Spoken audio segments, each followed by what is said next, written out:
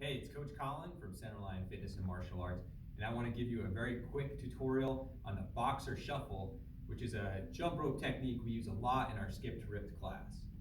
So once you get going with your rope, you're going to shift your weight into one leg, and when the rope goes under, you're going to tap the toes of one foot. The next time the rope goes around, you're going to skip, and then you're going to tap your heel. Next time the rope goes around, you're going to shift legs, tap your toes. Next time it goes around, tap your heel, and you're going to repeat that. So toe, heel, as you skip.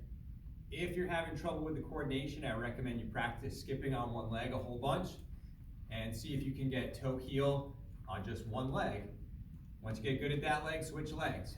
Get good at one leg, then go toe, heel. Once you can work both legs, try to put it together, switching, and it looks a little something like this. Gonna get my rope going, get my basic skip going, toe, heel, toe, heel. That's on one leg, that's on the other leg.